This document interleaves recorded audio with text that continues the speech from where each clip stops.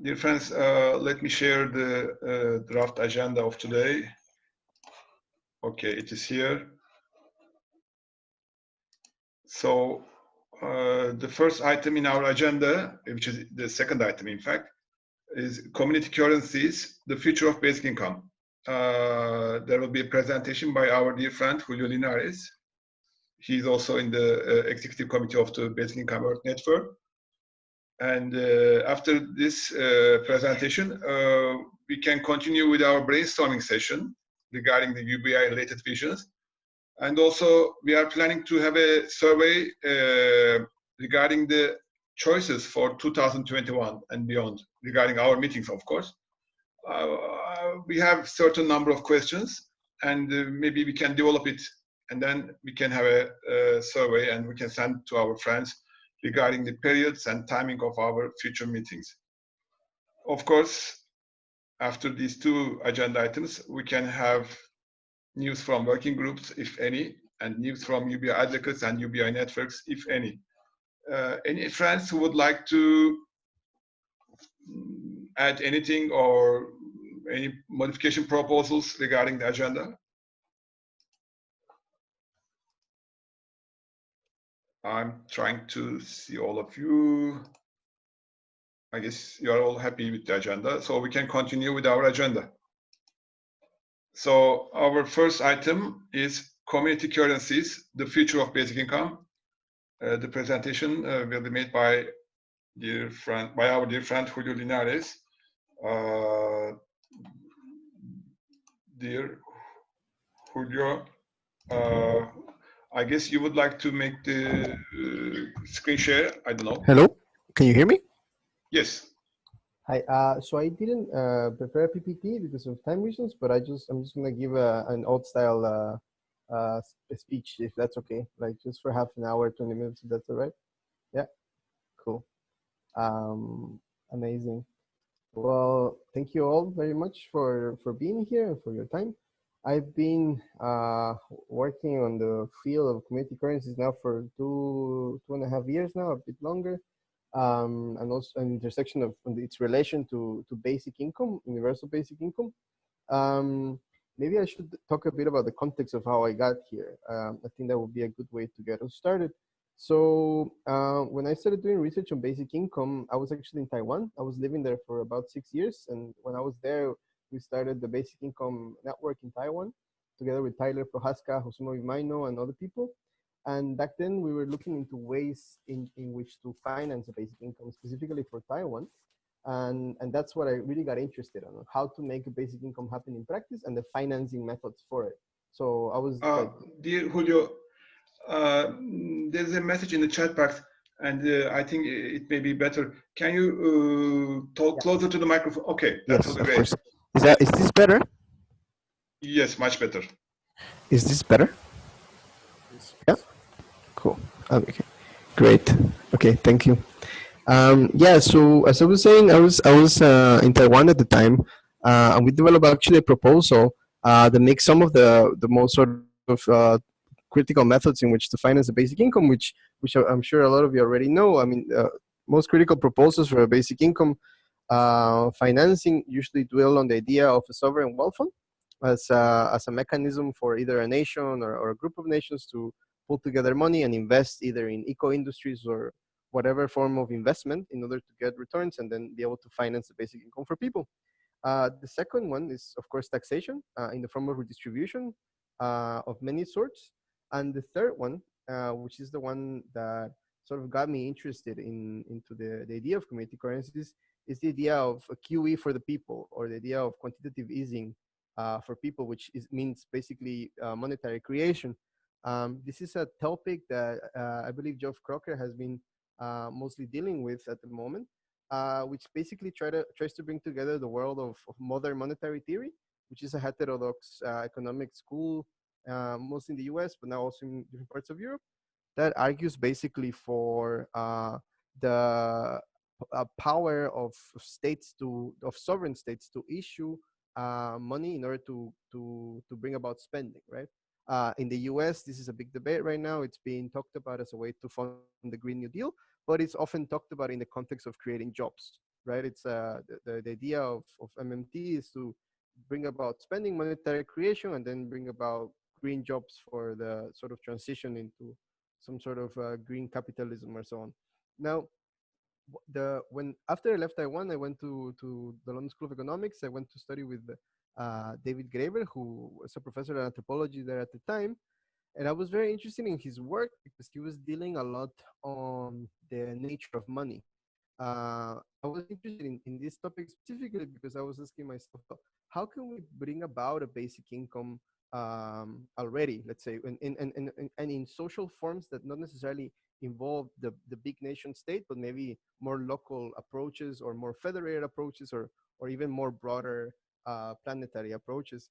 And so I went to him and I was sort of trying to bring about like this discussion of where does money come from in today's world. And I'm sure most of you will know that money today is actually created by private banks and also central banks when they give out debt to people. So money today is issued as a private debt. When a bank gives you a loan, it tells you here is 100,000 euro. You have to give me 200,000 back, and it's just kind of created out of nowhere with a computer sort of couple of clicks, and then where does the other 100,000 come from? It comes from other people's money. So people basically are stuck in the cycle of debt relations, whereby they kind of compete with each other for scarce resources, whereby the banks work as a sort of vacuum cleaner of the extraction of value. And you see this in the distribution of income that has happened, like the unequal distribution of income that has been increasing over the last now 40 to 50 years of neoliberal reforms. And so I was really interested in like the mechanisms of monetary creation as a way in which to create a basic income. And that's how I got into the idea of community currencies and just money in general. How where does money come from? The nature of money, which I'll go into a little bit, and then yeah, how to produce it differently as a basic income. So for me, the sort of more or less the conclusion of where I'm getting to is that it's not just a conversation about currencies, about community currencies, but about really the democratization of money, of the monetary institutions that control the money supply today. So today, this is all controlled by institutions like the Fed, the Bank of England, which have their histories. In the UK, a lot of this was started around the 1700s, and even Isaac Newton himself was in the Bank of England, uh, trying to figure out how the monetary supply and demand mechanisms happen. Um, now, so right now, actually, so through this process, I started working doing research, and also now more community work with a community currency which works in a blockchain called Circles. It's based in Berlin, where I am at now. I've been doing ethnographic work for the last 2 years on sort of here on the ground on how does the system work, its design, and what are the implications of it from a systemic perspective, and also critically assessing sort of the politics of technology there, because the cryptocurrency world, as it's known, it's really oftentimes it's hard to grasp for many people who don't know it from the inside. So as an anthropologist, I've been trying to sort of clarify a lot of the concepts and understand what is the political economy inside of it. And so yes, so what are community currencies? Community currencies are not a new thing. They often have emerged in times of economic crisis. In Germany, where I'm based at the moment, during the Weimar, when the Weimar Republic crashed and the Great Depression, there was a plethora of many different types of community currencies emerging as a way for people to be able to have a means of exchange when the hegemonic national money system collapsed in the US as well. Actually, you have people like Irving Fisher documenting all these types of approaches to local monies that are actually reemerging now during the Corona crisis, which is quite interesting, right? Because it tells you that communities have this memory of like, okay, let's create a means of exchange locally and exchange resources with each other where they are. Now, most of them, of course, so far have not actually had this idea of making a basic income currency or a community-based basic income. in the local areas. There have been many different types of different community currency designs and systems, such as LETs that were started in Canada by the sorts of Michael Linton. Also mutual credit systems, which are sort of systems of credit clearing. They're quite big in the UK and also in Italy, in this island of Sardinia. There's a system called Sardex there that's quite successful, emerged in the 2008 crisis. And also its predecessor, the VIA in Switzerland, which is still alive today. So yeah, one of the main characteristics, of course, of community currencies is that they are local. They are based for the local economy to exchange the value that is produced locally, and then maybe expanding expanding through there. There are at the moment, and I'm sure you know this already. Forgive me if I'm talking about something you already know about. Is that there are currencies like the Mumbuca in Brazil, in Maricá, where Eduardo Suplicy is from in Brazil, and in Maricá, the city, which is an hour away from Sao Paulo. A major in 2014, I believe, started out this program of giving people a community currency called the Mumbuca with the Banco Palmas, which is a self-organized community bank in Brazil, and it gives people today, I believe it's 42,500 people, a basic income with equivalent of $23 a month or 130 reales, and it's given in a digital app or with a debit card. And this one is actually interesting. It's funded through the rents that come out of the oil revenues, right? So the currency itself is sort of backed by the revenues that come from oil, right? So the methods that I described initially of a sovereign wealth fund, taxation, and even sovereign money, as it's called, are actually not mutually exclusive with community currencies, right? They can come into play in different interesting and creative ways. And then there is this other project that is ongoing right now in the region of Gyeonggi in South Korea. The currency was started, I believe, in 2016 in the city in the city in Gyeonggi, and now it was expanded by the governor who's now running for president, I believe. And it's now given to, this currency is given to 175,000 people, which makes it, by my calculations, and correct me if I'm wrong, the second biggest in terms of scale basic income given outside of the Alaskan dividend. It's given to 24-year-olds only in this region, and it's given tri-monthly. So every 3 months, people get it in the form of paper or also as a debit card. And the governor of Gyeonggi proposes some sort of Georgist land value added tax as a way to finance the basic income for the whole of Korea. Then there have been some experiments here and there, like in Italy, for example, an artist collective called Macau. They started a way in which they wanted to pull in all of their money and funds and create some sort of basic income in some more communal way. There has been some attempts at writing a bit about this, about the theoretical foundations of what would it actually mean to make money a commons. In Italian, I think it's called like moneta común or something of the sort, with Andrea Fumagalli and other people thinking about the decommodification of money, which is also a very interesting sort of paradigm when thinking about economic democracy and the democratization of money. So those are some of the live attempts that are happening now, and that's why I framed the question of today as, are community currencies the future of basic income, considering that in the present there already are many attempts at doing it like this.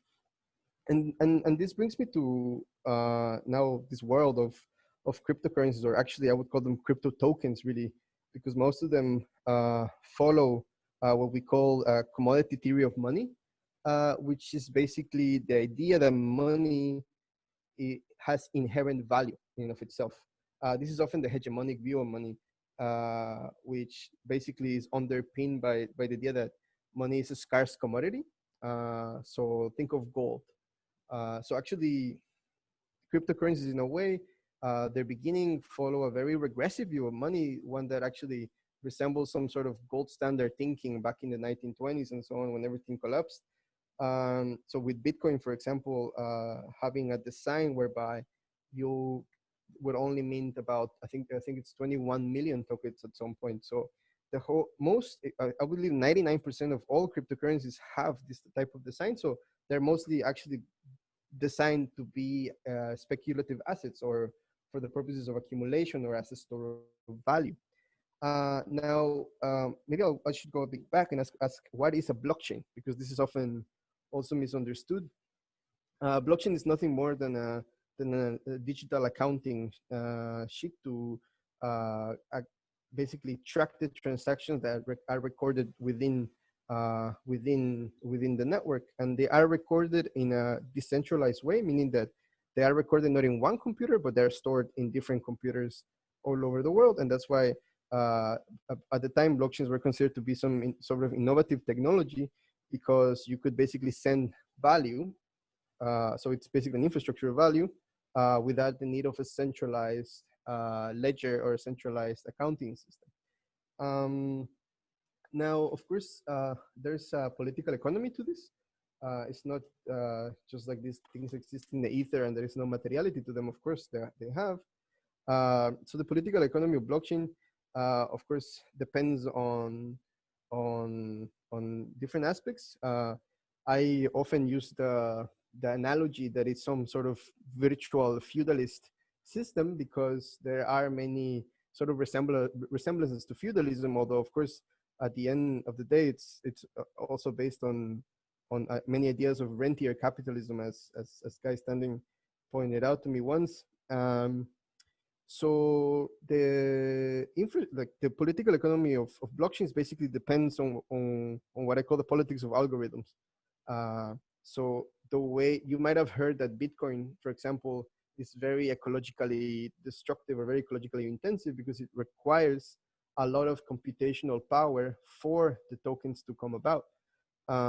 So this algorithm is actually called proof of work, which basically it basically works in a way where there's a puzzle that different computers have to try to solve, and there's a race basically for them to solve them. And so the more computers are in the network, the harder and harder it becomes for them to solve this puzzle. And so there is a sort of reward for the work that the computers perform. And the reward is basically new Bitcoins that come about in this sort of scarce manner, right? Increasingly complex, but also, yeah, with a limit of 21 million. And then there are other ones that are not ecologically destructive or ecologically intense. I mean, in the end, technology only goes as far as the ethics and the values that we embed into it. So you could basically design any infrastructure for the distribution of value that does not have this proof of work algorithm. And there are many attempts at doing so. One of them is called proof of stake, which is basically based on some sort of system whereby people have to stake a specific amount of a token, and then create a consensus upon what will be the future of the transactions of the blockchain. That one is actually not ecologically intense at all. And then there are other ones, such as proof of authority. It's called a proof of cooperation, as some projects have called it, which basically it's based on people who run the nodes and computers just accepting the transactions depending on the rules that they set themselves to. So it is really just basically a reflection of politics in a technological sphere or within these algorithms. And yeah, so basically that's just to give you a bit of an overview, and the power within blockchains or between the blockchain world or the crypto world is distributed between the people who hold the knowledge, so the computer programmers, the people who update the systems, people who know how all these things work, and then the people who hold the tokens. They're called whales, I believe, inside of the crypto world. So the people who hold a lot of these tokens of value. So they got really rich when this whole thing started. I call them crypto kings as a joke, but I think it also plays into a bit of the whole feudalist rhetoric. Yeah, and also the people who now control the computers or the mining, which is where most of the cryptocurrencies are used to run their infrastructure. Yeah, so that's kind of like how distribution of power is. But of course, I mean, there have been attempts at creating alternatives and creating more sort of commons-based blockchains that are not based on rentier capitalism, but on more sort of egalitarian ways and more, yeah, ways where the people who actually use the system have a stake in it. But of course, the way that people think of money affects also the way in which they design these technologies. And so now I would like to turn a bit into the system I'm working on, because as I said, I've been doing ethnographic work on this project for the last 2 years, and I believe there are some interesting learnings to bring out from the experience of trying to actually run something like a basic income system at a local level, specifically here in Berlin. So again, the system I work with and I try to implement here in Berlin is called circles, like a circle. And one way in which I explain the system is to call it monetary creation from the bottom up. So sort of thinking about these ideas of sovereign money at local levels. So, you know, most of the underpinnings of modern monetary theory are actually based on the idea of sovereignty and sovereign states to issue their own money. But as an anthropologist, I see how many economists don't actually understand what actually sovereignty means in the context of, you know, in the context of money, because there have been and there will be and there are many attempts at creating local money systems that are sort of sovereign at the community level, right? They have the ability to issue money and also destroy money without the need of a centralized state. Now, so what I mean by monetary creation from the bottom up, I mean that when you join the system, everybody in the system issues an equal percentage of the monetary mass. So every day, everybody issues, now it's 8 circles a day, or this could be the equivalent of 8 euros a day, right? So instead of monetary creation happening top down, where a central bank gives debt to private banks so they can keep giving debt to people, and then people can use the money is issued from the bottom up, people up, without a debt. So it's meant as a means of exchange. So it's given unconditionally. Yes, and then people can exchange with each other. So of course, as Minsky, the economist in the US, used to say, anybody can issue their own money. The hard part is getting other people to accept it.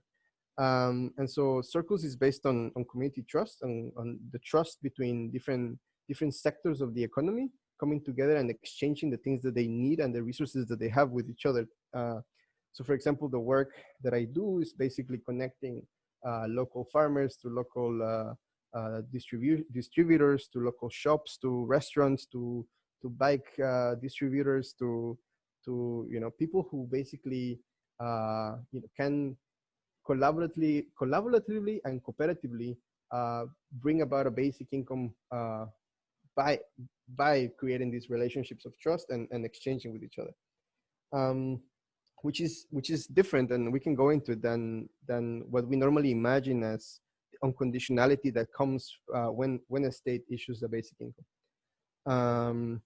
So yes, and so the way I like to think about Circles is actually as an infrastructure for the distribution of value and wealth. So it's really nothing more than a technology at the end of the day. What's sort of important or interesting is what people actually do with it and how they exchange it. So we actually relaunched the system. We were testing the system since the beginning of the year, and in October 16, we started officially to run this thing in Berlin. But this being digital currency, people found out on the internet, especially in China, actually. And now we have over 165,000 users who have registered to use the system. And it's also quite interesting, right? Because the origins of blockchain technology were all about the idea of trustlessness, that you do not need trust in order to exchange with other people. And the first thing we tell people about Circles is that you need to know people in your communities and then sort of democratically organize the economy in order to bring it about. And so it's been quite an interesting reflection on the reality of what it actually means to build and maintain a basic income system from from the back end, from the people who are the programmers who are like making sure that the system doesn't crash and that it's being maintained. So that from a sort of infrastructural perspective is very interesting, because of course when we had this virality coming in, the servers crashed, they collapsed, no?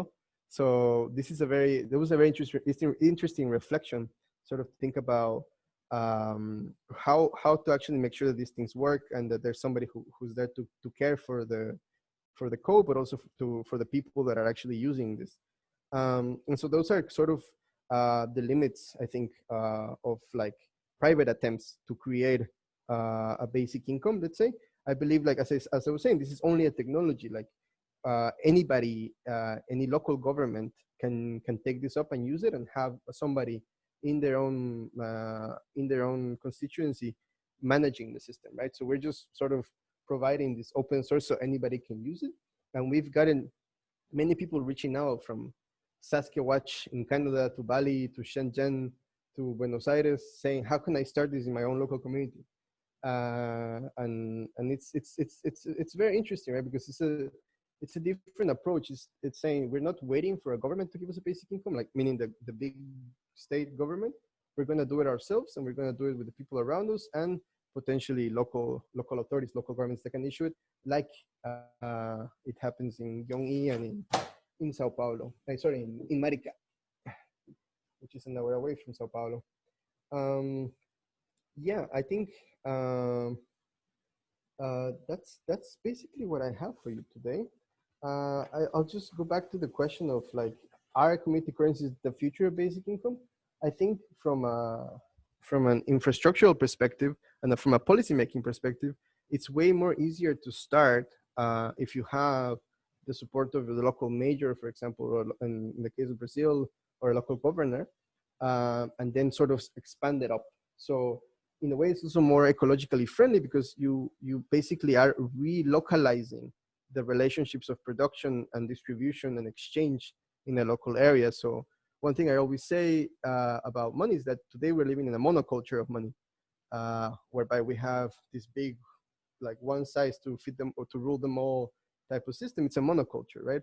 So, and that actually brings about monocultures in other realms of life, such as crops and other things. So local money systems are ways in which you can actually create more ecological ways of creating technologies, and also for modes of production and distribution and exchange that people can use to create and democratize the economy around them. So yeah, so that's kind of like the action research that I'm involved in at the moment. I'm preparing an essay on this. Actually, I've been working it for a while, because I keep learning more and more things about this, and I think it's quite an interesting realm of research. Like, what would it actually mean to make money a commons, or to make money democratic, where people actually have a say in the decisions that affect them, and actually have some sort of control over it, rather than waiting for a bank or for the central bank at least to issue it. Yeah, thank you very much. Thank you very much, Julio. To tell the truth, I have too many questions in my mind, but I'm sure our friends do have too. Yes, please. No, I welcome all questions. This is, of course, yeah. Dear friends, any questions to our dear friend Julio?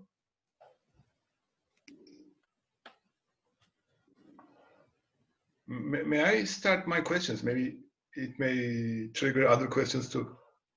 Yes, of course, yeah. Julio, what I understand is you are introducing kind of a local currency or a community currency, but it is targeting a trade between the people in that community only. Am I correct? Yeah, so in this case, it would be the region would be Berlin and Brandenburg, right? So it's really you have to think about it as like economic rings or economic circuits, right?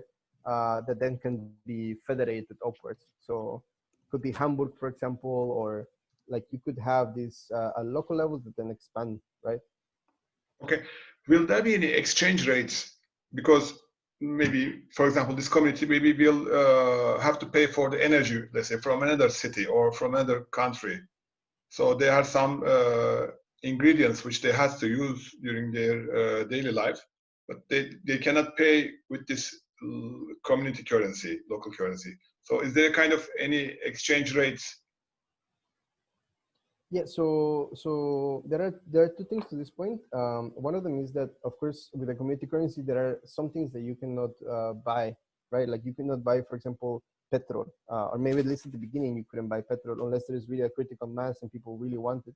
And also the second aspect of that, I mean, also another aspect to that is that um, it's the matter of taxes. So if, as with the modern monetary theory, like if a local government were to accept a local community currency as basic income and tax it away, then it's easier to sort of get it to work.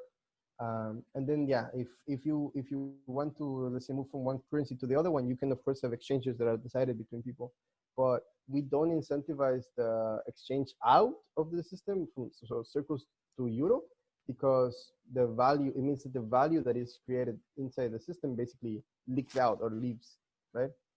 But yeah, you can do that for sure. So this means that you can have two price tags at near any product. Let's say in one of them in euros and the other one is in community currency. Yeah. So for prices. example, what we say is that we treat circles 1-to-1 to the euro. So to give people an idea of how to value things.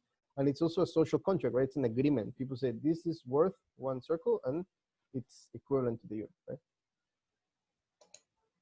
Well, one last thing, you said that people issue 8 euros per day. What do you mean by issue?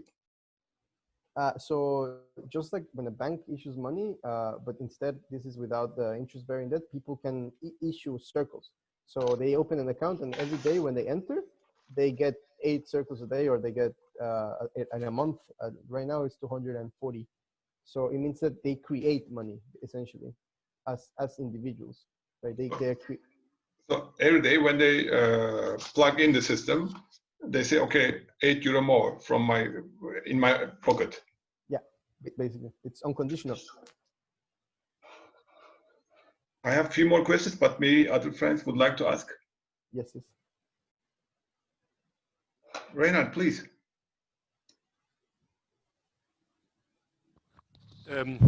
Yes, thank you, Julio, for this interesting presentation. Can you hear me? Yes. Yeah. You quoted somebody who said anybody can issue money, but the challenge is to make it that others accept this money and use it. I fully agree. I mean, for me, the other challenge, and that's what I want to ask the question about, is that actually the money can be used for some purpose, because money in itself, in my opinion, is useless unless there is trust that there is some product, services, or others which can be obtained. So when you say everybody issues these 8 circles every day, how do you make sure that there is an equivalent of services and goods which people can obtain for this money? Because when I looked at local currencies, most of them fail or don't grow or don't become very strong because there is not sufficient participation so that you have goods and services and that it becomes interesting. So there are some who succeed, but many who don't, which don't succeed because of this challenge. Yeah. So how do you make sure that the money you produce or create is somehow equivalent and linked to some services and goods which you can obtain? Thank you.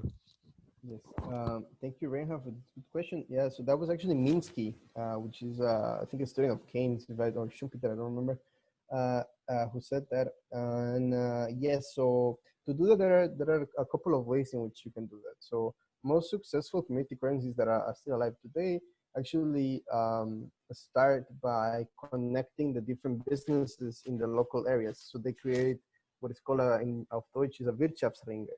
So an economic ring of businesses. So you create a business charter where they can also exchange with each other, right? So then you have enough flow of goods.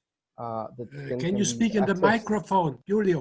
Sorry. So I was saying that a way in which you can create this to make sure there is enough flow of goods and services is by connecting different businesses to each other in the local areas and regional areas. So this is it has many names. One of them is a business charter or business to business barter network. And then you can connect that to the employees of the companies or cooperatives or what have you, and then also to the communities. So that's a methodology and way in which you can organize this. But also one thing we do here in Berlin is we have assemblies. So every month people come together and they say, okay, we want to organize the food sector. Okay, and we make a group for that. And then we coordinate. So they go and they map out where the farmers are, and then what things do the farmers need also. So they can also use the money for something that they need. So raw materials, fixing of their trucks, dance classes for their daughters, whatever it is, it has to be organized. So basically we use the methodology of direct democratic organization, and also, yeah, making sure that there are enough businesses in the network to do that. And that's, of course, a slow process. So there are two ways that I often say that are, of course, complementary in which you can organize an economy. One of them is the one that I just described, and the other one is going through the political local authorities. So if the Berlin government were to say, we accept circles as taxes and this is the basic income, then in the minds of people, it's just way easier to accept. It's easier for businesses to accept. So even in Brazil, in Maricá, I believe like it took a while until businesses took it up. I think also in Korea, and then, yeah, it actually builds trust, right? Because you know that this money can only be used locally. I hope I answered your question, Reinhard. I see Peter. Dear Peter. Yes, the last session we had 2 weeks ago, the woman by the name of Elena Rivers was making a presentation, and I've been in touch with her and some of her colleagues, and there is this project. I was wondering just whether you're familiar with the proposal for Intercoin. It's a way of exchanging between different local currencies. And there's another, I sent in your private chat, but I can put somewhere else a place where the two businesses, in fact, that are linked to some extent, Qubix and Intercoin. But Intercoin is not yet really fully operational, but it's based around the idea of cities having their, like Maricá, basically, or where I'm moving. By the way, I'll tell you, I'm moving to Corvallis, Oregon next year. They have a local currency, and it's called ours. But anyway, it's fascinating. I'm pretty new to this new monetary theory, and even though I'm a PhD in economics, I've been reading up on this stuff, and I'm very interested in your presentation, Julio. It's excellent. I'm looking forward to seeing some of the documentation and so forth, so I can further my studies. This last week, I'm afraid, was lost to the election night that lasted 6 nights. but I'll be back on it. Anyway, I just wonder if you're familiar with this idea of Intercoin. Actually, no, I haven't heard of Intercoin before. I know the people in community currencies are working on this idea of, the money commons, so to exchange different currencies with each other. But I will look it up. I haven't heard of that. Thank you. I'll send you some links, Julio. I have your email, and is yes, your email, though? I think it's the one I have. I have it in my list. Yeah, it's a Gmail account, right? Yeah. Okay. Oh, I can share it with UBI advocates for that matter. Yeah. Dear Julio, I have 2 more questions. One of them is regarding the existing governments. Do you think such local or community currencies are considered as a threat against the sovereignty of the existing governments? I mean, what's the situation in the world? And the second one is there any connection between separate community currencies? I understand that you have a software, and this software can be used at by different communities too. But is there any connection between them? And also, you mentioned that there are 165,000 people who are a part of this project at the moment. I mean, who are participating. they are geographically distributed, I guess. So you mean that at the moment you have more than several communities? I mean, my questions may not be very well, but I'm just trying to understand, because to tell the truth, I couldn't really understand how the system is working. Yeah, so I can explain that again. So basically, you can think about it as a pizza where everybody has always an equal slice, and as new people join, or like let's say a whole nation joins, it's a big pizza, but everybody always issues or creates the same amount of the pizza, of the pie, of the economic pie, right? And then they can use that to exchange with each other. That's why I call it monetary creation from the bottom up. Or like people powered money. So it's money that is created for the purposes of like from the perspective of people. Yeah, and without an interest. And so one way in which we design the system is to make it so that it inflates over time. So inflation is actually part of the system, or you could also call it demurrage, which in the community currency world is a way of talking about money rotting or money decaying over time, which is another. Well, yeah, but we can go into this. But basically, the way the system works is that after a year, you start issuing 7% more of that of what you normally issue. So after, let's say, 10 years, the amount that you have now will double. So instead of 240 a month, you will get 480. So this we did it to make the system be more long-term thinking rather than short-term thinking. So as time would go by, people can embed the economy and add more things into this network of economic exchange to actually make a basic income happen, right? Like this will not become a basic income until it can actually pay for your rent and like your vegetables, the stuff that you need on an everyday basis, right? So that's the political side of it, which brings me to your point about the sovereignty of existing governments. I think it depends on the government. I think that's what we're trying right now. We're thinking of like, does it make sense to go to local governments to talk to them? Because what it is, this is just an infrastructure, right? It's just a technological infrastructure whereby local government can just make a hub and say, okay, for the local people in my government, I can issue this. And then you hire a programmer that's there locally that can like make sure the system works and it's fixed. And yeah, it's just basically monetary issuance, it's monetary creation. Now, of course, like, I mean, for more politically minded people, like if it, like as an anthropologist, I would say like all societies have always had, even prior to the rise of capitalism, tokens of value that they exchange with each other. And that sort of creates the universe, the cultural universe in which they live on. So in a way, you could argue that, you know, by creating new money systems, you're basically creating a new universe that basically brings within it a social form. And that's also why most community currencies fail, is because they don't have a political social alternative other than, let's make this a local thing, you know, and then it doesn't really after that.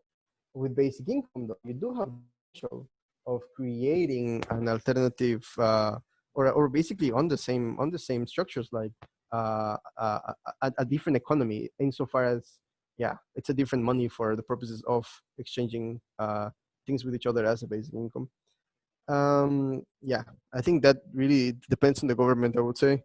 And then about the different currencies and so on. Yes, so the last statistics I heard from one of the programs is that we have about 165,000 people all over the world. And they're all, yeah, distributed in different parts. So many of them keep emailing us, and we don't have the capacity to answer all of them. But they're like, okay, how do I start this in my community, right?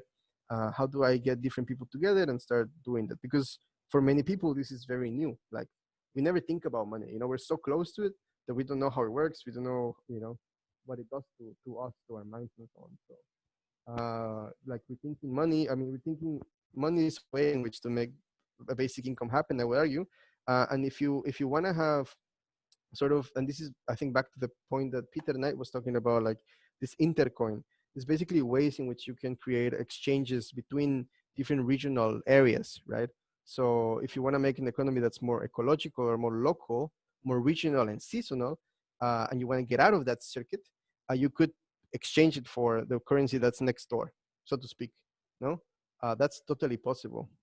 It's just a matter of designing it and knowing what the boundaries are regionally.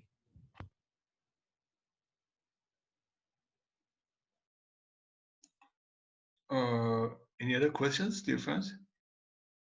Oh, Eric, dear Eric, please. Yes, hello to everybody. Julia, I had a look in your paper you read for Hyderabad, and you read something about pluriversal basic income. So not universal, but pluriversal basic income. So how will you pay a pluriversal basic income with local money, local based money? So can you tell me how you're going to solve this problem? But by the way, it's a very interesting paper you read for Hyderabad together with Gabriela. It's a very interesting paper, and especially this quotation from "Money is a new form of slavery" from Leo Tolstoy. So that was really good quotation. So how can you put these two together, local money and a pluriversal basic income? Have you got an idea? Yeah, I mean, I'm usually a bit shy about talking about this because it's really, I mean, sort of a different imaginary or political imaginary. Yeah, so I would say that you can. What the argument I say is that the universal aspect of a basic income, the universe ends at the nation state. Right? So you can only, depending on the region and the policy and how it's designed, you can mostly assume that you will get it if you hold, let's say, a passport or a citizenship of that place, no? So a way in which you can make a pluriversal basic income is basically thinking more in planetary levels and say, how do we make a money that works both locally and globally somehow? Right? So local is a way anthropologists like to talk about this. And so even if the system can be accessed anywhere in the world, it doesn't work unless you can know people around you that you can build this with. So it's just a tool, really, you know. So yeah, the pluriversal aspect of it comes from. It's also a different way of thinking about money, a different epistemology, if you want to put it in philosophical terms. Which basically it's about not really separating humans from nature or all these sort of modern binaries that were so fed on everyday level. And so the question that we asked with Gabriela is, how do we decolonize money? No, which goes back a bit back to the question, to the talk that Sarath and Barb gave. How do you actually decolonize in practice, not just in discourse, but in practice, monetary creation and what it does to us? Because today, you know, through wage slavery, if you want to call it like that, and so on, yeah, money colonizes us, colonizes our bodies. And so an unconditional basic income would really be a way in which you can, you know, sort of bring about a different money that's not colonizing but liberating.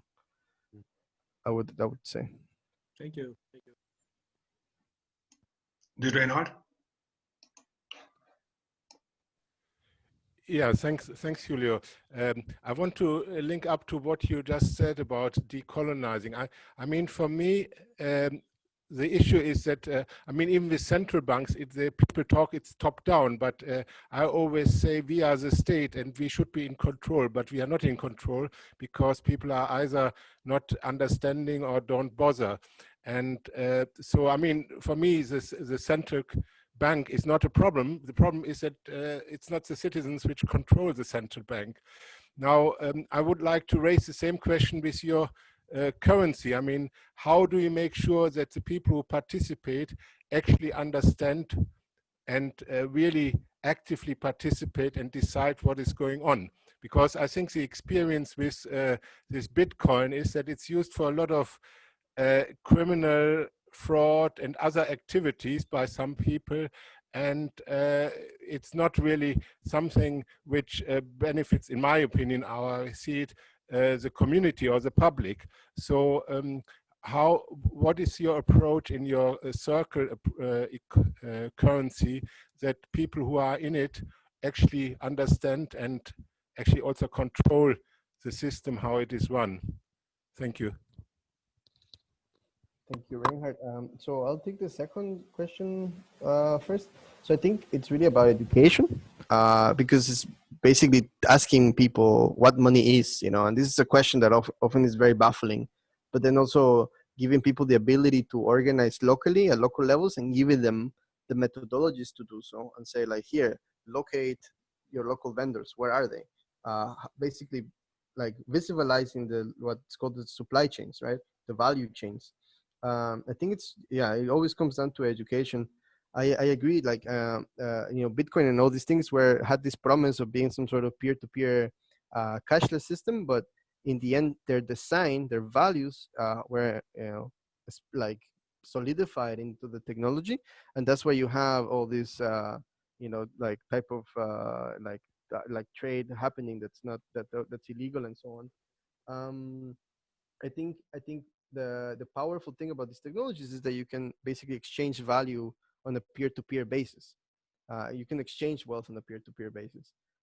Beyond that, it's really up to people to organize and actually make a basic income happen, so to speak, without waiting for a government. Now, of course, that doesn't mean that you have to exclude the governments. You can talk to them locally, and this is something we're trying to do. Like, how do you bring these worlds together, you know?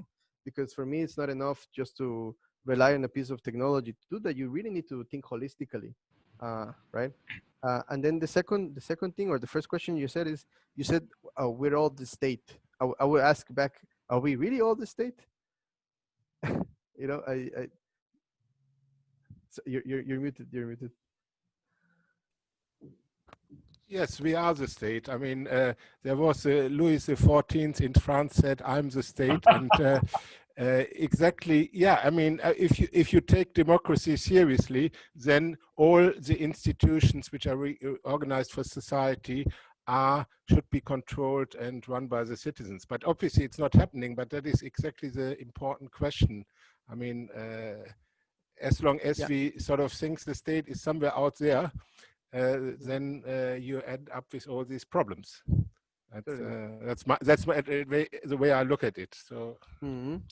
Yeah, no, I think the state is a performative thing. Like, it exists, no, with the police and like government bureaucrats and so on. Like, it's really there. It's material in the letters that they send you. Like, it's there, no. I would say about the central bank thing. Like, I take democracy very seriously, and by that I think about democracy as direct democracy. So how do you directly democratize central banks in order for people to actually have a basic income and change the way that money is created, so people actually have a say in how this works? And this is the political contestation that we're trying to do here, to say what is money, where does it come from, and how can we change it? How can we bring money into the realm of democracy? I think this is really at the core of it. Yeah, how do we make money a commons? Yeah, I mean, the central bank, all the members of the central bank should be up to for political elections like any other state institution, and it should be proportional. And I mean, I can now continue, and but anyway, that's the whole thing about democracy and how what is actually democracy. Okay, it would actually go beyond the topic of our meeting today. Dear Julio, can I ask you a question? Yes. My understanding is that you have a system. It's a distributed ledger system. It's a blockchain system. So everybody who are in the system has a separate account, and everybody is issuing 8 euros per day in your system. So like central banks, they say that, okay, I am issuing another 8 euros today. Are these monies, do they have a deadline, let's say? I mean, what I mean is, can somebody has a cumulative money, or do they have to be spent within 3 months or 2 months, something like this? So, for example, the ones who join the system at the earlier phase, maybe they will have a lot of money, but the others who will join, they will have less money. So I didn't understand that part. Because I know that there are some money distribution systems, but these monies might have a deadline to use. Maybe it can be spent within 3 months, otherwise it expires. For example, in your case, do you have something like this? And Yeah, last thing, another, did I talk too much? I mean, and just I'm trying to understand. To tell the truth, this is quite new for me. And another thing is, in this system, you have to have 2 different bank accounts or money system. One system is a community currency, so you can solve certain, you can buy certain needs with community currency, and another one for the other needs which you cannot pay with your community currency. Am I correct? Yes. So the second point, yes. So it's basically sometimes community currencies are called complementary currencies. So they're supposed to be complementary to the national money system. And so, yes, I think in an ideal world you could have a system whereby people get a basic income international currency, but also in the local currency to complement the things, the flows. Because today, as I was saying, the money system today works like a vacuum cleaner, right? You get a debt, you get some loan, and then you have to pay it back to a bank. So you're basically working your life as if your time is borrowed somehow. So yes, it will be 2 separate accounts, so to say. And then about the 8 circles a day. So there is a big discussion in the complementary currency world about this idea of rotting money or letting money decay over time. So if it's not used, it's destroyed, right? With circles, we took a similar approach, but instead of the money burning or the money getting destroyed, we have this inflation rate that's set on the system. So as I was saying, the amount of money is always inflating. So there's no scarcity in it. It's just constantly being issued unconditionally to people. And because everybody always has the same amount, or issue the same amount. So every day you get one universal dividend, right? Which can be today 8, and in 10 years, it can be 16. But it's always one universal dividend per person. And so that makes it so over time, if there is no trade, if you assume no trade, people's balances sort of converge to the mean. Yeah, I can send you mathematical graphs about this, but it's a way in which basically monetary creation happens equally in time and space. So there is no early advantage of joining, because over time, because many people will also join and will issue the same amount, what you might get at the beginning will just sort of equalize.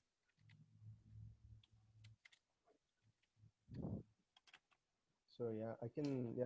Do you, Peter?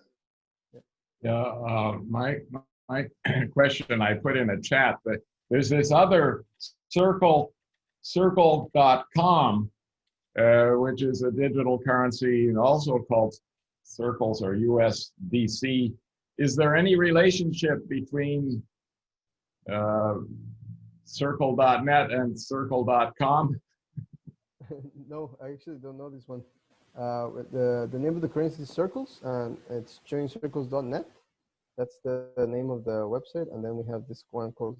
So I've got both websites open on my computer, but I mean, there could be some confusion for some people between them, and you're saying there is no relationship, right? No, there is no relationship. No.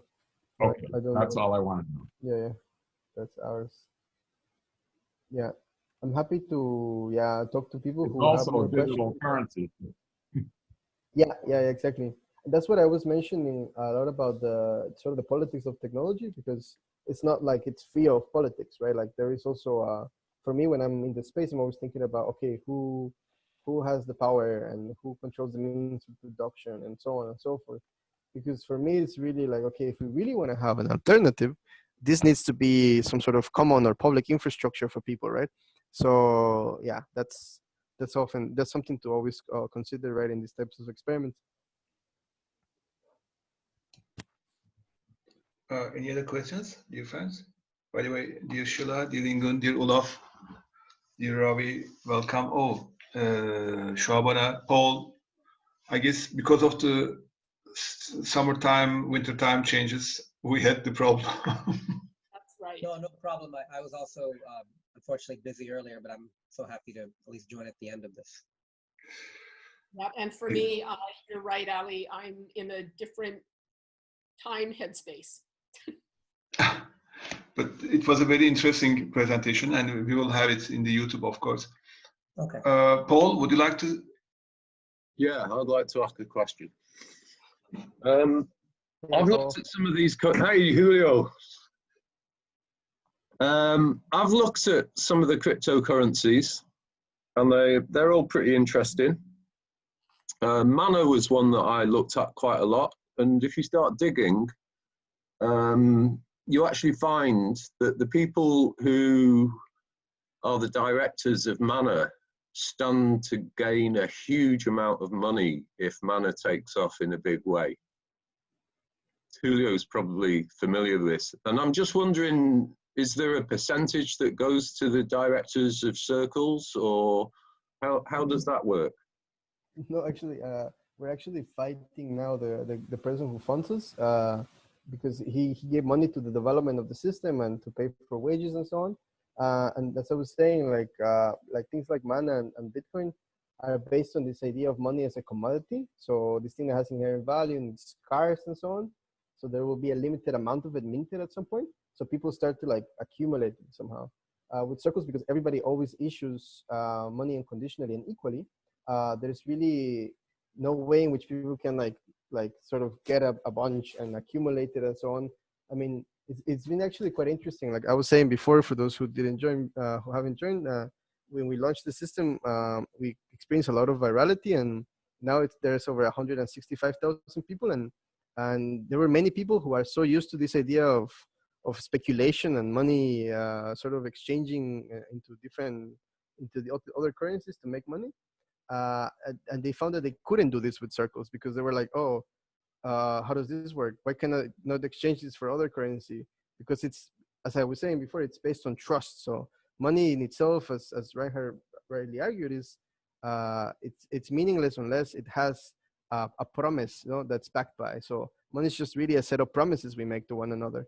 And so in that way, because in circles you cannot really exchange out into other currencies, it's really hard for people to speculate on it. So it was designed in this way to avoid this from happening. And so right now for us, it's an interesting question of like, we don't want to be funded anymore by this one person. We want to ask for grants, ask for government grants, ask for ways in which this can continue to be like research and made some sort of a commons thing. And that's kind of the struggle really, right? Because once this is out, you get a bunch of like sharks and venture capitalists and so on, and all these people trying to figure out how to get a property over the system. And that's how you get these things like the good dollar, like basically it's just an investment apparatus to make, that basically gives tokens to people. But it's still based on this idea of money as a commodity, of money as something that has inherent value in it, such as gold or so on, right? Yeah. Thanks a lot. Any other questions, dear friends? Maybe we should share the contents of the chat box too, because some of our friends couldn't follow the links you shared at the chat box. And I'm sorry, Julio, what was the name of that cryptocurrency that you referenced? So the one I was talking about today is called Circles. Okay. Yeah, I just put the link there. Hi. Yeah. Julio, maybe you can also share the link of your paper, which you presented during the India Basic Income Network Congress. It might be interesting too. Thanks, Eric. He mentioned about it. Yes, thank you, Eric, for that. It's the pluriversal basic income. And may I ask a question while there is no other questions? Is there any video recording or maybe a cartoon, something like this, telling about how it is functioning? Yes, we have some videos I can send you. I can send later with the, I will study the web page, but if it's in the web page, it's okay. But if you have something separate. Yeah, I can send you. Yeah, I have some of this. Yeah, we're working on a graphic thing to show to people like this monetary design and so on, how it works? In old days, some of the manuals of the softwares, they were starting like even Apple Macintosh users. So, I mean, to show that it's very simple. If you have something that simple, it will be great. Mm-hmm. Yeah, exactly. So actually, I invited over a French system that's doing a very similar thing to Circles called the Duniter de June. They call it la monnaie libre, like the Freigeld, like the free as in freedom, like free money, la moneda libre, no? And they basically do the same. They actually have a theory of money based on relativity, which is also quite interesting.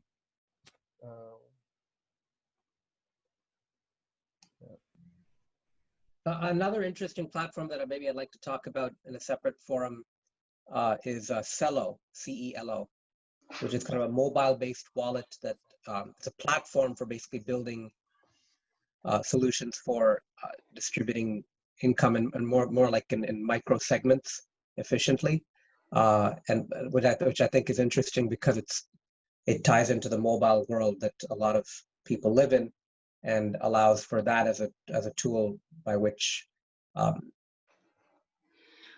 money can be transferred and also consumed. Ravi, did I write correctly in the chat box? Celo. C-E-L-O. Let me check the chat box. C-E-L-O. I guess it's correct. Yes, Celo.org. But I've worked with them directly, so I'm happy to share that in a little bit more detail. To tell the truth, this cryptocurrencies issue is on the table since several years from the basic income point of view. I remember a few meetings, free workshops of UBI, Universal Basic Income Europe. But last week we had a chance to discuss with Reynard and Julio, and he mentioned about the news about the circle. So we said, why not you join today and tell some details about it. Maybe in the coming meetings you can make a presentation too, so that we can have a better understanding.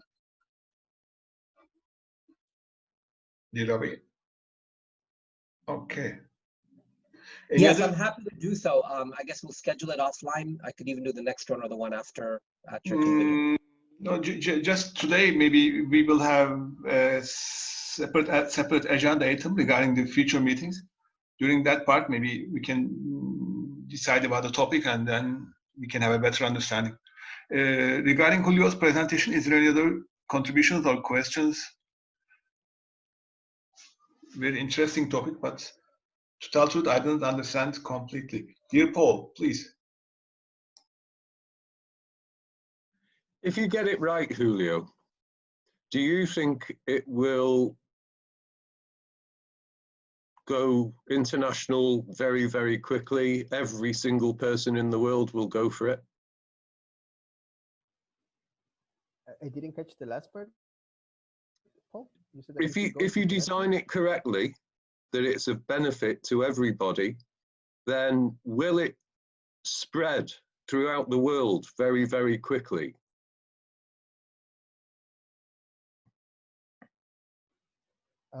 So what I understood from the question is, what would happen if it spreads around the world very quickly? Like if it will work, is that correct? Yeah, I suppose. Is that your intention, that it should, everyone in the world should use it? I mean, for me, the intention is always to make basic income a reality, but I'm also always trying to be critical about even my own efforts, like about the politics of technology, how all these things work, and to really make sure that these questions are being asked, because not many people understand how the systems work. And so, if they actually become successful, the power will lie, for example, in the hands of a few programmers that know how to change the system. And for me, that's not really what I want. What I want is for this to be a democratic thing.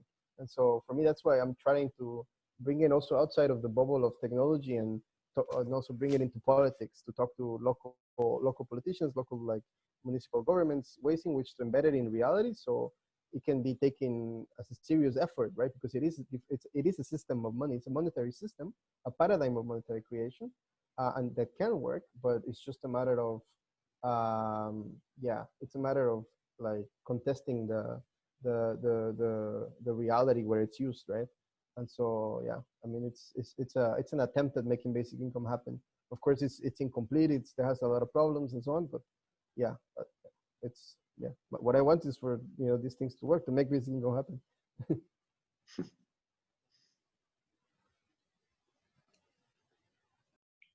Dear friends, any other questions? May I ask a question? I talked too much tonight, but what about taxation? Will there be any taxation? If not, how will the, let's say, public services will be financed? I mean, so you have a separate system, you are buying and selling in another currency, in another platform, or, yeah. But if there is no taxation, so how will they finance the public services? So that's exactly what I meant before. So let's say a local government and this with this tax, then it's possible to do that. Like monetary, it's also we have to ask what is the purpose of taxation, and usually taxation is thought about as a redistributive aspect, right? Like you take money from here and you put it there, but in fact, the dynamics work in a way where there's money created in one side and there's money destroyed when it's taxed away. So a basic income system is just a foundation whereby you have a money system that is built for the purposes of exchange, of consumption and so on, of local things. But you can, of course, have another money system in a local area. So you can have a plural money system, a multiple money system, one for, let's say, investment in local infrastructure, in long-term investments of technology and so on. And you can have another one just for the purposes of basic income, right? The problem that we have today is that we're trying to use one money to do education, healthcare, investment, and so on and so forth. And we're trying to make money serve the functions of medium of exchange, total value, unit of account. But it's only one money, right? It's this monoculture. It's a sort of patriarchal thing. So what we're arguing for is a plurality, a multiplicity of money systems that can separate the functions of money from the forms, right? So different monies serving different functions. I think that will make things more dynamic. Actually, from economic archaeology, we know that this is how systems like in Egypt or Mesopotamia used to run, right? You had different monies serving different functions.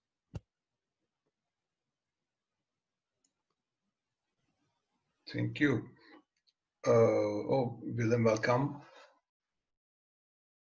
Any other friends? I'm trying to check the screen. Okay. So I have too many questions in my mind, but I don't want to bother all of you.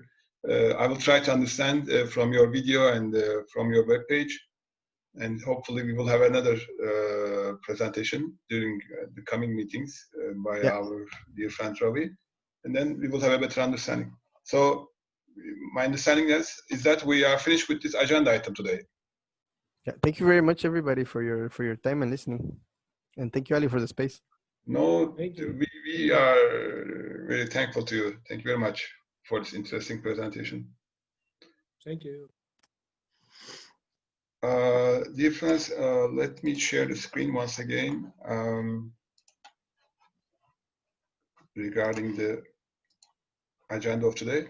So we finished this agenda item, the first one. So in the second part, we planned to continue the brainstorming session, which we were holding during the last meeting. And also we are trying to design a survey regarding the choices for 2021 and beyond. If you kindly agree, let me share a draft regarding the survey. Then we can continue with your contributions. We prepared 6 questions at the moment, but it is still under construction. We can develop it further or detail it further. First question is regarding the periods of our meetings. At the moment, we are holding the meetings in the 2nd and 4th Tuesdays of each month. So should we keep it as 2 meetings per month, or, after the pandemic, there are too many web-based meetings all around the world regarding basic income. Before the pandemic, there were only one, if I'm not mistaken. But right now, there are too many meetings. So maybe it might be a good idea to have these meetings once a month in 2021. I mean, starting by after the end of this year. So this was one of the questions. The second question is regarding the timing of it. We are holding the meetings at 14:30 GMT at the moment, but sometimes our friends from Indonesia, New Zealand, South Korea, Japan, it's very difficult for them to join to our meetings. So do you think we should have the one meeting at GMT 14:30 and the other one at GMT 8:30? Or, I mean, this is a draft question and draft choices. We can again discuss on it. And regarding the topics to be covered during the meetings, do you have any suggestions? We can ask this in the survey too. And also today, Ravi is with us. Maybe he can propose something for the coming meetings.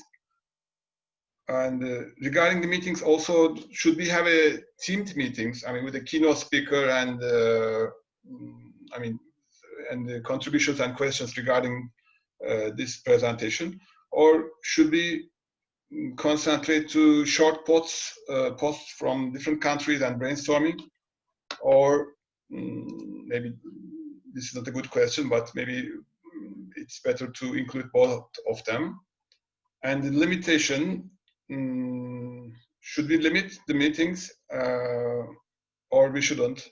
Or should we limit the first part and then continue with the friends who are available for some other discussions? Okay, these are the six questions, whether you are a member of the email group or not. Because if you are not a member of the email group, it's becoming very difficult to send the emails because we have to send them in groups. Otherwise, Gmail is not sending them. So it's better to be a member of the email group to receive the invitations on time and correctly. So any friends who would like to say anything about the survey which we are planning to send to all friends, or any other ideas?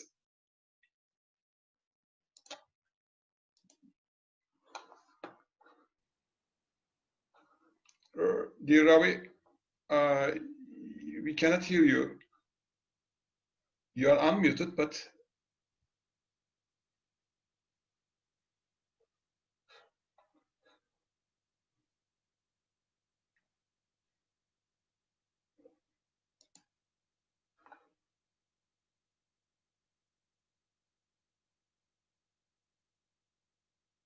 do you think such a survey might be useful? No answers.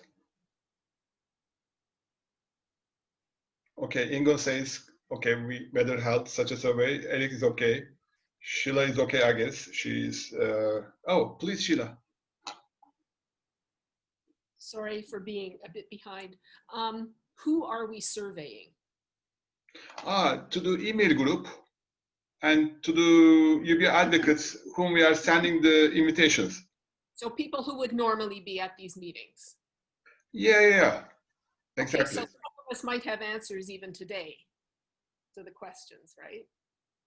Yes, but today maybe some of our friends are not here with us because of the winter time change, and also sometimes they are not able to join all the meetings. So we can send it to the Google groups, and we can receive the answers from them. In that case, you are correct. I give it a thumb. Thank you. Dear Robbie, I guess you were trying to say something, but we couldn't hear you. Yes, my apologies. I had to drop multiple times.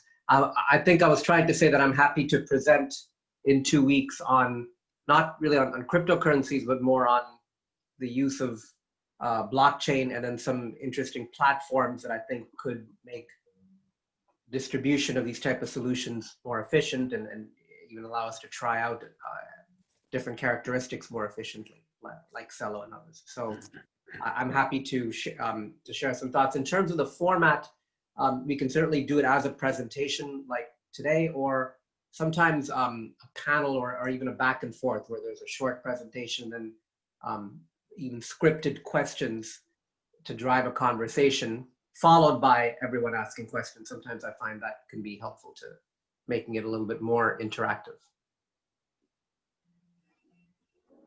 What do you think, dear friends? Which format we should follow?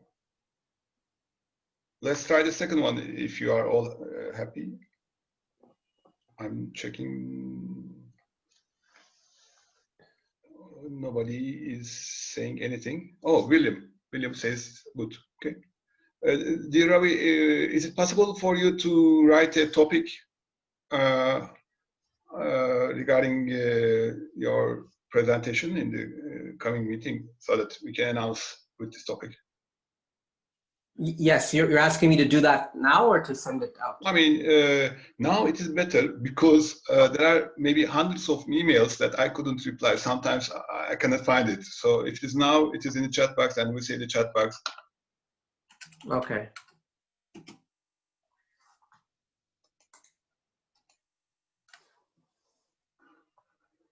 So what I understand is we will configure the survey with these questions. You do not have any additional questions. In fact, during preparation of these questions, I received support from Reinhard too. He's not with us at the moment. He went to another meeting, I know. So we will ask and receive the answers and we will structure 2021 accordingly. So my proposition is let's continue with the news from our friends. For example, dear Ingun, how is everything in Norway?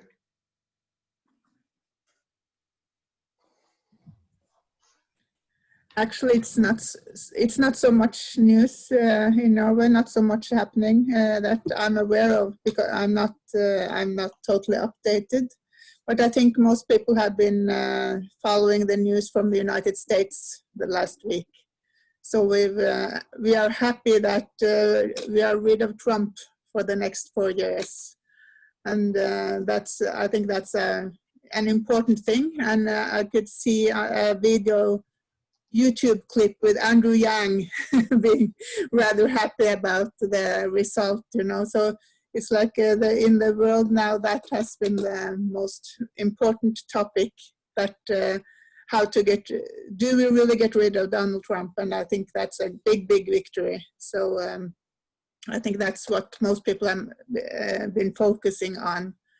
So and it will be interesting to see if what happens if Biden will choose some radical ministers in the new government.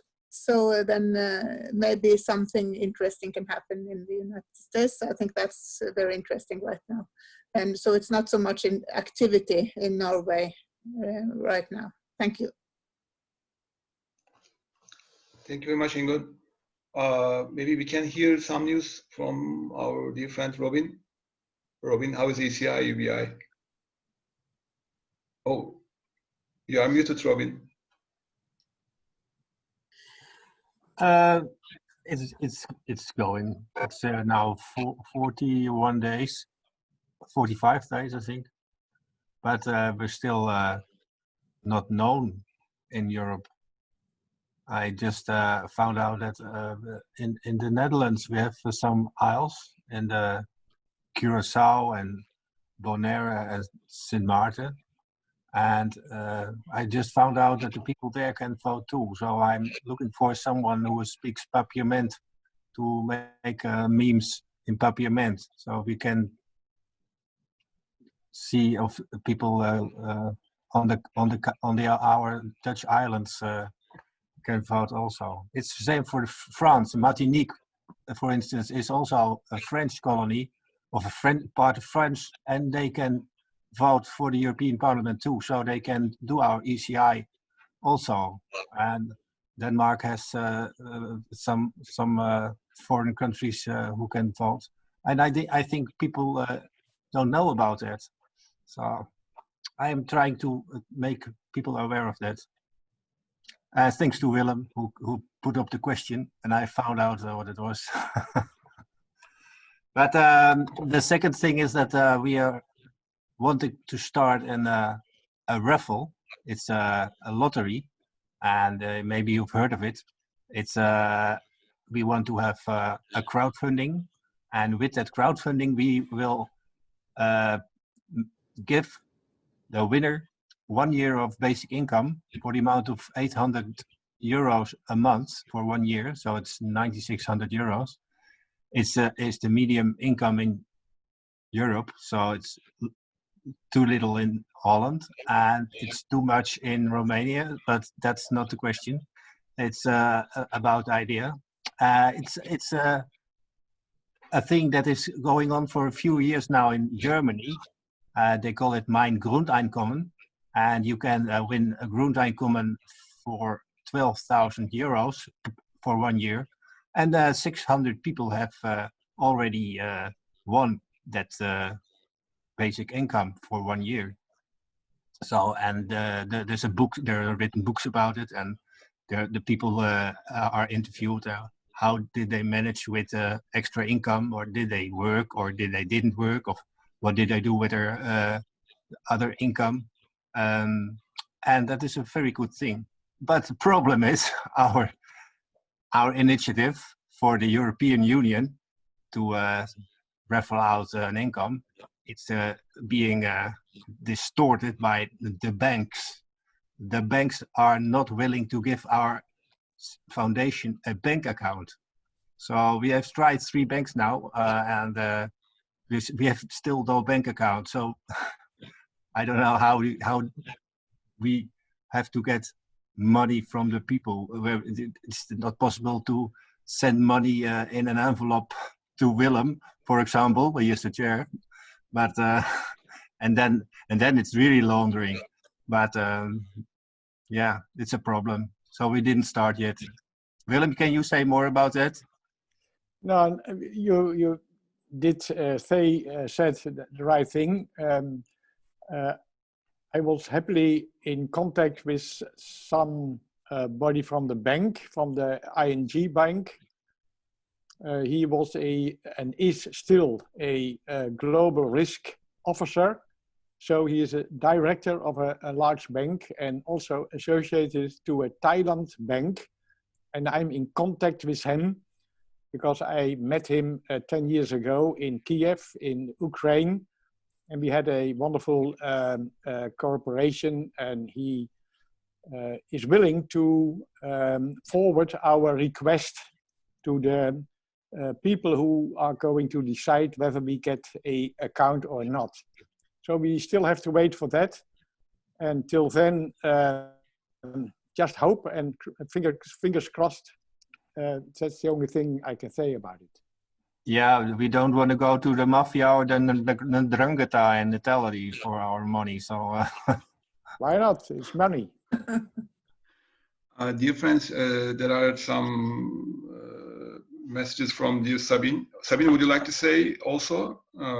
There are 2 banks she mentioned, GLS Bank and Triodos Bank. Yeah, the GLS Bank doesn't do banking business in Holland. So we have a Dutch foundation. So I asked Helwig Venner, the one who also worked for Mein Grundeinkommen, and he said that the GLS Bank doesn't do that.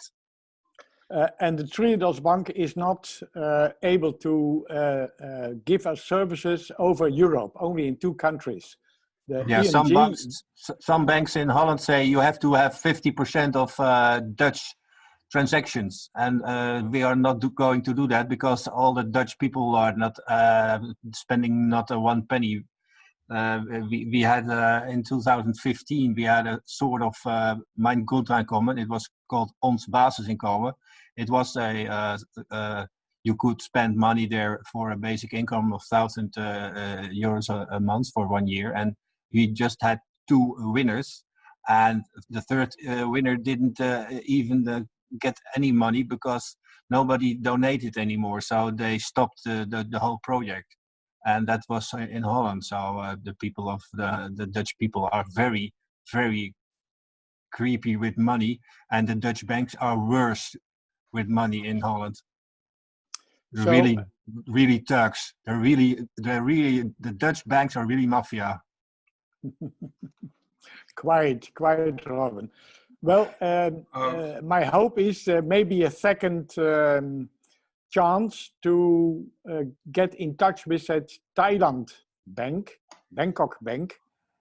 When they got a license for Europe, it might be possible to get an account there. But we have to wait for that. Dear friends, there's a question from dear Gerdur. She asks, what are the arguments of the banks? Why they are... I told one argument. One bank said 50% for the inward currency or Dutch currency, and the other bank said you are a foundation and we don't do business with foundation because the board is changing too often in most cases. The ING bank is it is a very non-transparent message we got. It's not fitting in their business project management plan or something. We're not fitting in we're outside the box people, and we don't fit in the box. So, and it's for the I have called somebody from the Netherlands state bank, the DNB, and he said, yeah, all the Dutch banks are able to have their own rules, and we can do anything about that. So you have to try all the banks you can get. We have no influence on that. I asked the ING to be transparent with us about their thoughts and decline reasons they got for us. We have to wait about that answer. Thank you, dear friends. Dear Sheila, would you like to say anything? Any news from Canada? Sure.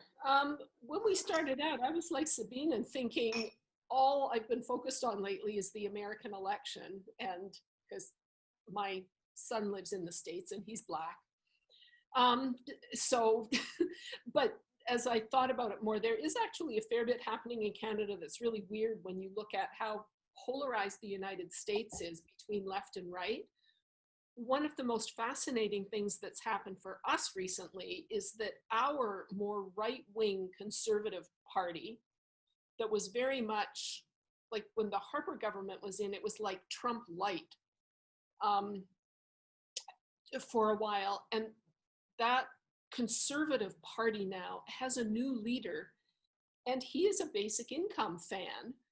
He has also made pronouncement that sounds more like he's running for the Labour Party.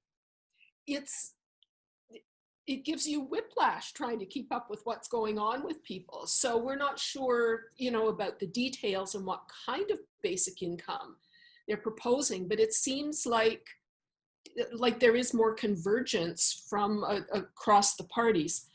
On the other hand, though, our current federal government, there's a lot of talk, but nobody is actually doing anything about basic income. Coming out of our speech from the throne, there are plans to develop a disability basic income. And though I really don't like it. It's great that we might have another group of people with disabilities who really, really need a basic income, but on the other hand, it reinforces this deserving, undeserving kind of categorization that I think is not terribly helpful in Canada. So we're trying to work with them. One of our northern territories is doing some kind of feasibility studies on a basic income. Newfoundland and Labrador, another province, is also looking at potentially some kind of a basic income pilot. Chambers of Commerce have asked the federal government to pick up the Ontario pilot. Now, I should state that most of us in the movement are not interested in pilots anymore. It's like, it's time to get on with it here. But yeah, there seems to be some movement. Evelyn Forget has a new book out that's doing well. I think it's really, really good. It's an update of her previous one, but very much in the COVID context. We're developing some close links between basic